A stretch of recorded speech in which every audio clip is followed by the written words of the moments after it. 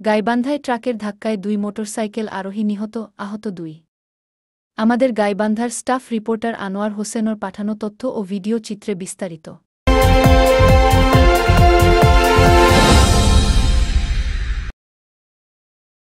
গাইবান্ধার পলাশবাড়ীতে ট্রাকের ধাক্কায় ২ মোটরসাইকেল আরোহী নিহত হয়েছে। এ সময় আহত হয়েছে আরও ২ জন। আহতদের উদ্ধার করে উপজেলা স্বাস্থ্য কমপ্লেক্সে ভর্তি করা হয়েছে। বৃহস্পতিবার ২ মে রাত 10:30টার দিকে উপজেলার ঢোলভাঙ্গা নলেয়া ব্রিজ এলাকায় এ দুর্ঘটনা ঘটে। স্থানীয়রা জানান, রাতে এক মোটরসাইকেলে করে ৪ বন্ধু ঢোলভাঙ্গা বাজার থেকে বাড়ি ফিরছিলেন। পথিমধ্যে গাইবান্ধা থেকে ছেড়ে আসা একটি ট্রাক তাদের পিছন থেকে চাপা দেয়। এতে ঘটনাস্থলেই ২ বন্ধু কৌশিক ও শ্রাবণ নিহত হয়। আহত হয় অপর বন্ধু রিফাত ও তৌহিদ। তাদের সবার বাড়ি পলাশবাড়ী উপজেলার মহদীপুর ইউনিয়নের বিষ্ণুপুর গ্রামে।